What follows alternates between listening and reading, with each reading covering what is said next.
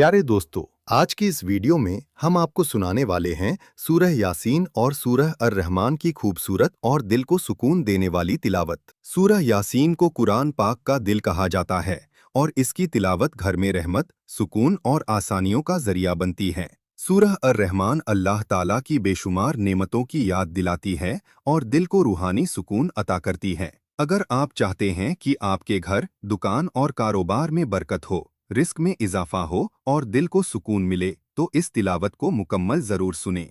अल्लाह ताला हमें कुरान पाक से जुड़े रहने, उसे समझने और उस पर अमल करने की तौफीक अता फरमाए। आमीन। बिस्मिल्लाहिर्रहमानिर्रहीम। यासीन वल क़ुरआनिल हकीम। इन्नक लमिनल मुरसलीन अला सिरातिम मुस्तक़ीम। तंज़ीलल अज़ीज़िर रहीम। लितुन्दिर क़ौमन मा उन्दिर आबाउहुम फहुम गाफ़िलून। लक़द हक़्क़ल क़ौलु अला अक्सरिहिम फहुम ला युमिनून। इन्ना जअलना फी अअनाक़िहिम अग़लालन फहिय इलल अज़क़ान फहुम मुक़महून। वजअलना मिन बैनि अयदीहिम सद्दन वमिन खल्फिहिम सद्दन फ़अग़शयनाहुम फ़हुम ला युबसिरून। वसवाउन अलैहिम अअन्ज़रतहुम अम लम तुन्ज़िरहुम ला युमिनून। इन्नमा तुन्ज़िरु मन इत्तबअ अज़्ज़िक्र वख़शियर रहमान बिलग़ैब। फबश्शिरहु बिमग़फ़िरतिन वअज्रिन करीम।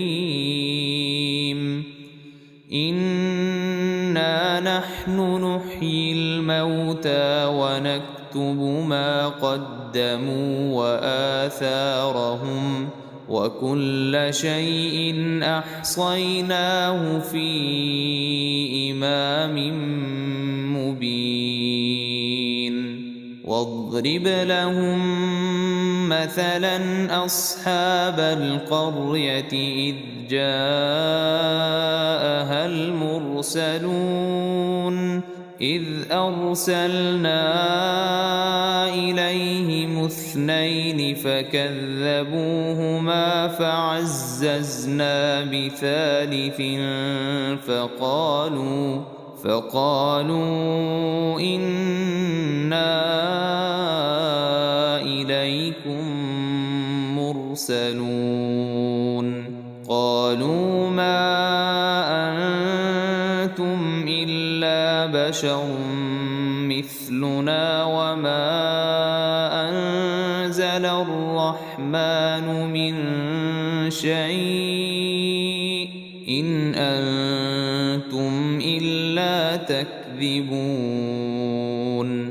قالوا ربنا يعلم إنا إليكم لمرسلون وما علينا إلا البلاغ المبين.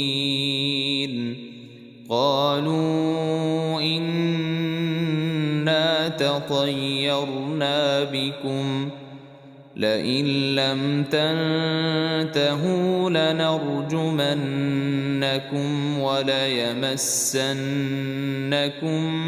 منا عذاب أليم. قالوا طائركم معكم أئن ذكرتم بل أنتم قوم مسرفون وجاء من أقصى المدينة رجل يسعى قال يا قوم اتبعوا المرسلين اتبعوا من لا يسألكم أجرا وهم مهتدون وما لي لا أعبد الذي فطرني وإليه ترجعون أأتخذ من دونه آلهة إن يردني الرحمن بضر لا تغن عني شفاعتهم شيئا ولا ينقذون إني إذا لفي ضلال مبين إني آمنت بربكم فاسمعون قيل ادخل الجنة قال يا ليت قومي يعلمون بما غفر لي ربي وجعلني من المكرمين وما أنزلنا على قومه من بعده من جند من السماء وما كنا منزلين إن كانت إلا صيحة واحدة فإذا هم خامدون يا حسرة على العباد ما يأتيهم من رسول إلا كانوا به يستهزئون ألم يروا كم أهلكنا قبلهم من القرون أنهم إليهم لا يرجعون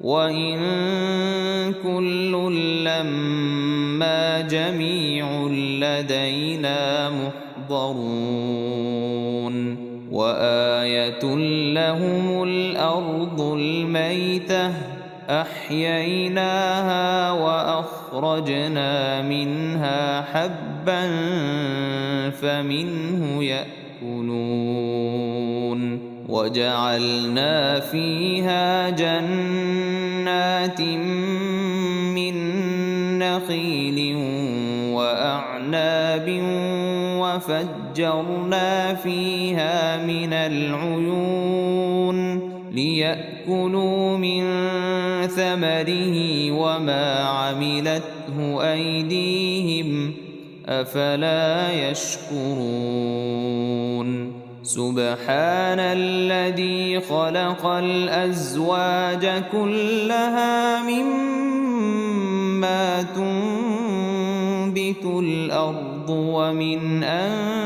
أنفسهم ومما لا يعلمون وآية لهم الليل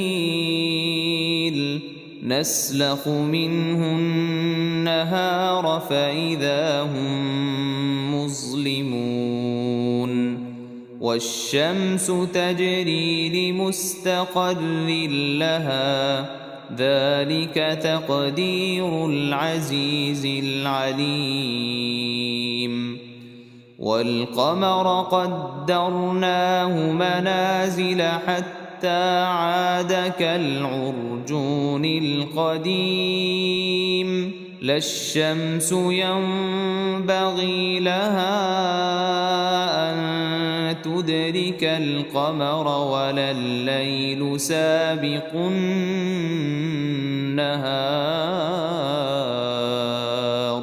وكل في فلك يسبحون وآية لهم أنا حملنا ذريتهم في الفلك المشحون وخلقنا لهم من مثله ما يركبون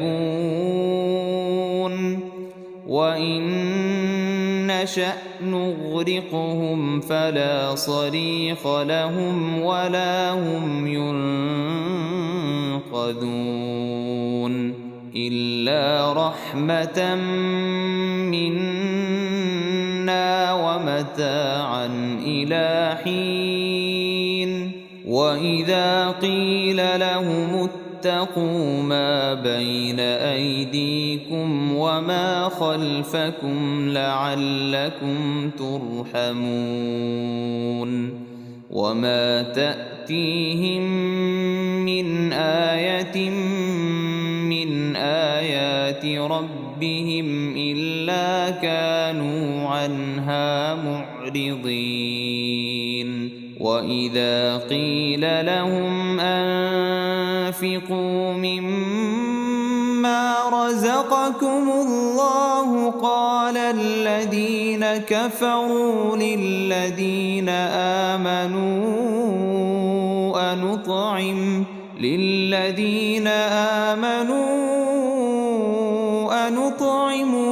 لو يشاء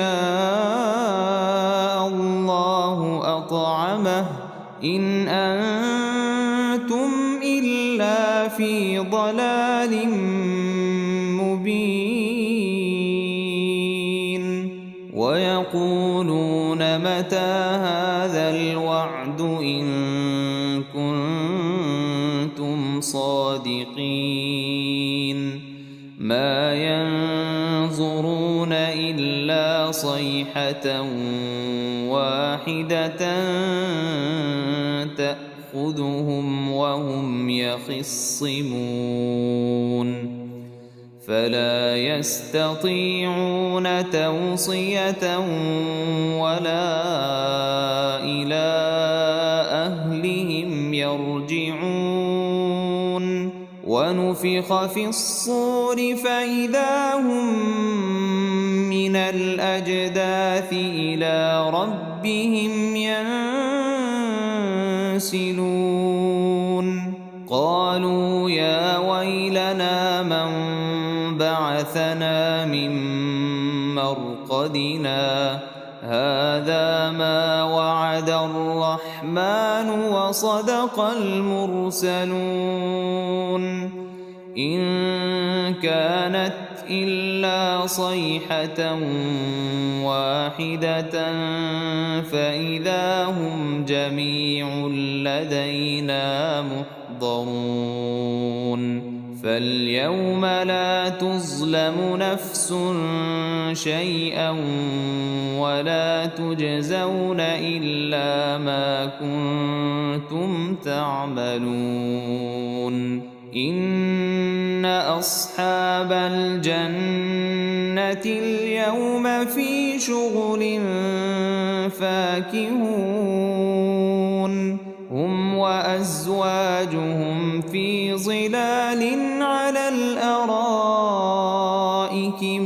متكئون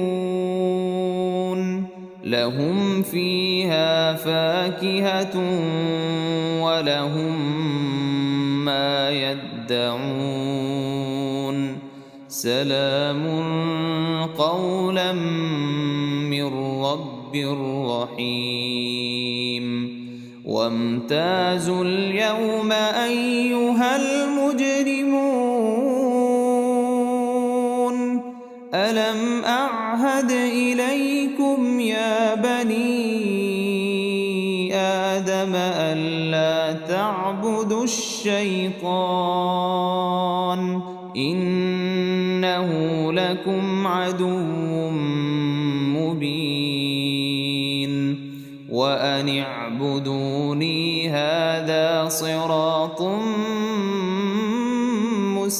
مستقيم ولقد أضل منكم جبلا كثيرا أفلم تكونوا تعقلون هذه جهنم التي كنتم توعدون اصلوها اليوم بما كنتم تكفرون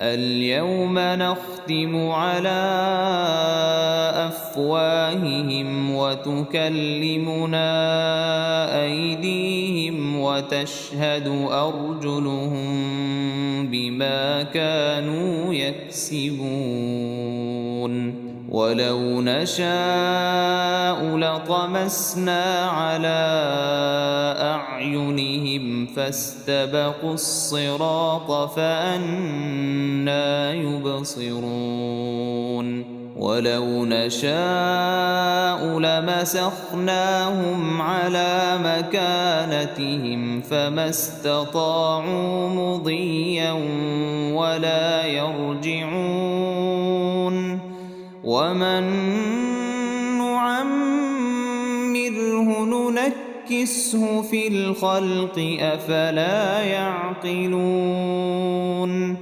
وما علمناه الشعر وما ينبغي له إن هو إلا ذكر وقرآن مبين لينذر من كان حيا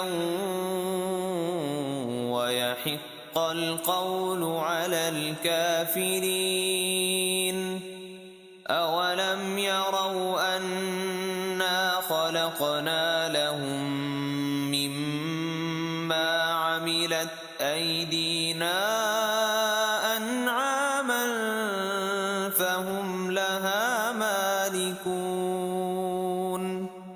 وذللناها لهم فمنها ركوبهم ومنها يأكلون ولهم فيها منافع ومشارب أفلا يشكرون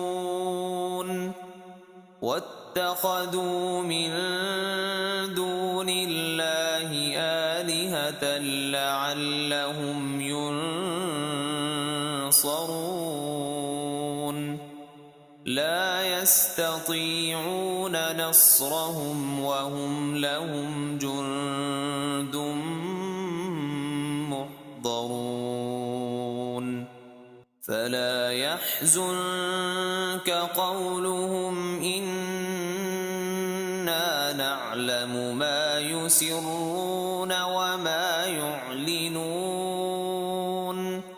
أولم ير الإنسان أنا خلقناه من نطفة فإذا هو خصيم مبين وضرب لنا مثلا ونسي خلقه قال من يحيي العظام وهي رميم قل يحييها الذي أنشأها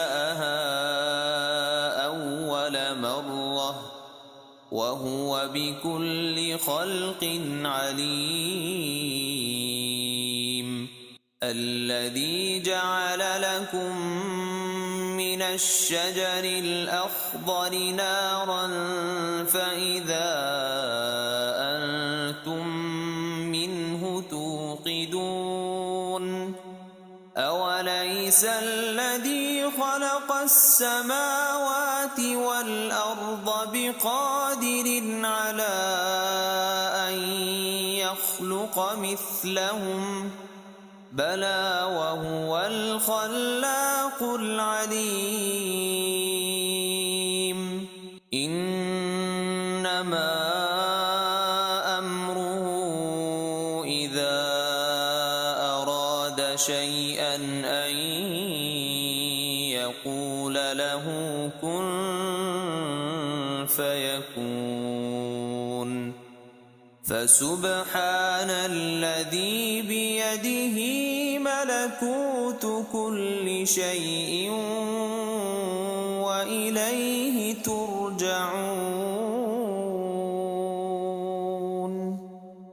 بسم الله الرحمن الرحيم. الرحمن علم القرآن خلق الإنسان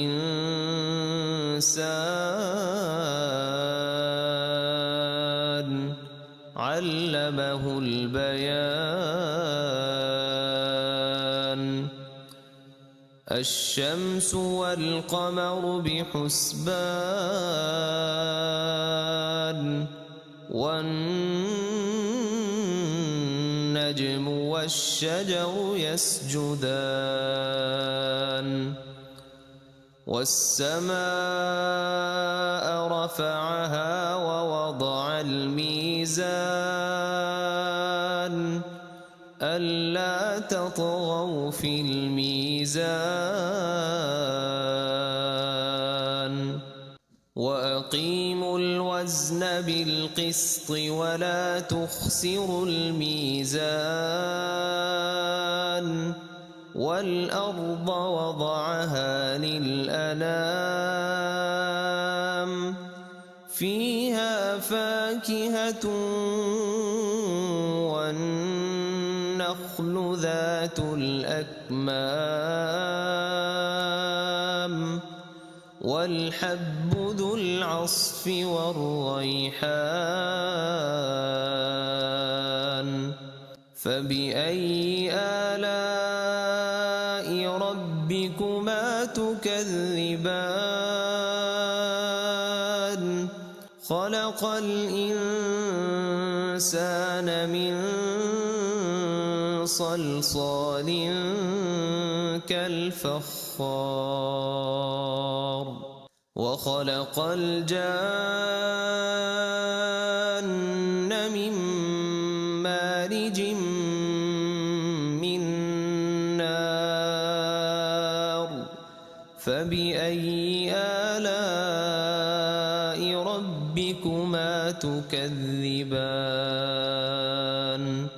رب المشرقين ورب المغربين. فبأي آلاء ربكما تكذبان. مرج البحرين يلتقيان بينهما برزخ لا يبغيان. فبأي آلاء ربكما تكذبان. يخرج منهما اللؤلؤ والمرجان. فبأي آلاء ربكما تكذبان. وله الجوار المنشآت في البحر كالأعلام. فبأي آلاء ربكما تكذبان. كل من عليها فان ويبقى وجه ربك ذو الجلال والإكرام. فبأي آلاء ربكما تكذبان. يسأله من في السماوات والأرض كل يوم هو في شأن. فبأي آلاء ربكما تكذبان. سنفرغ لكم أيها الثقلان فبأي آلاء ربكما تكذبان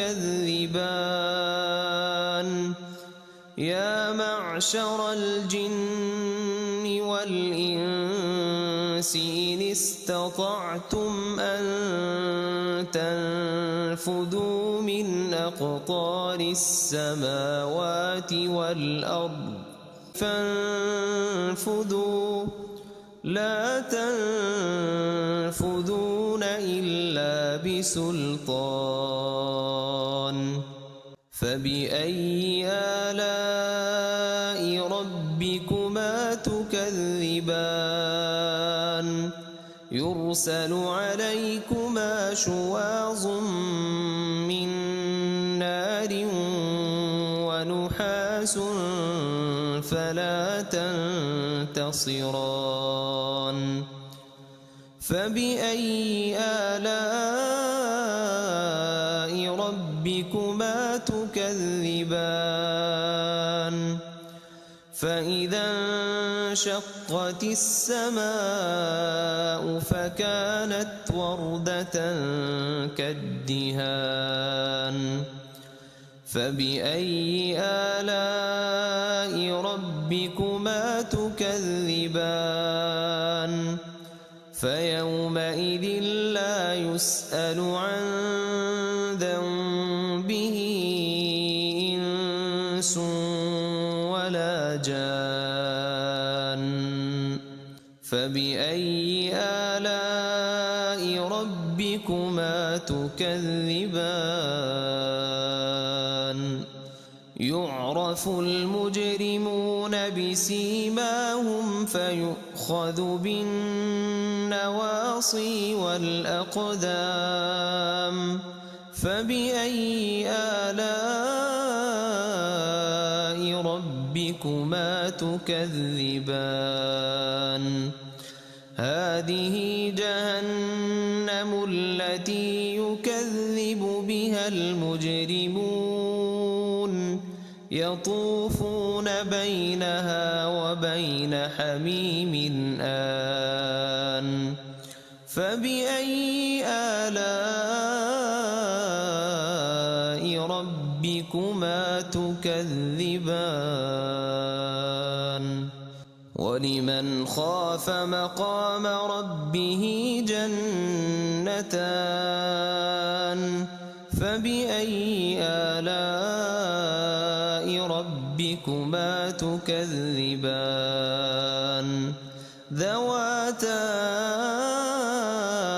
أفنان فبأي آلاء ربكما تكذبان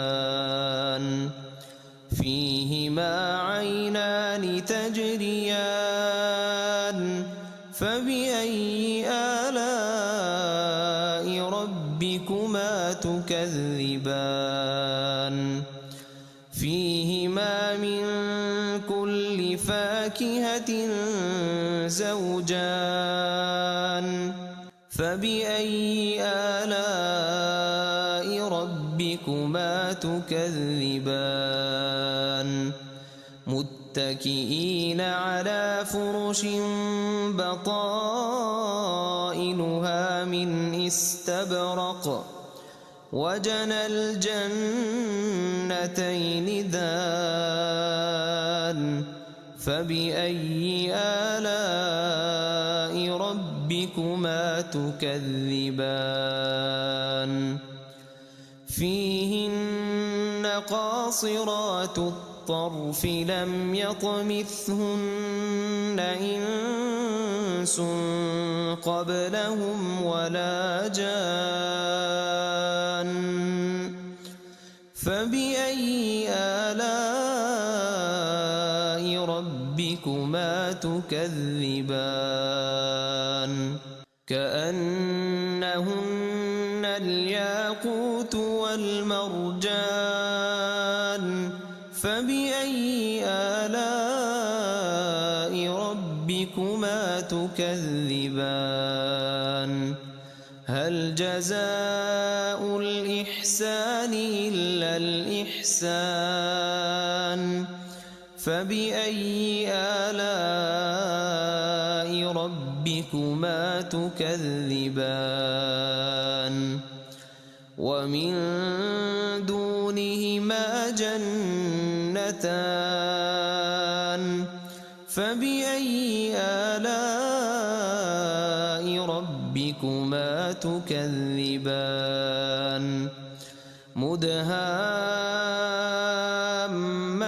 مدهامتان فبأي آلاء ربكما تكذبان فيهما عينان نضاختان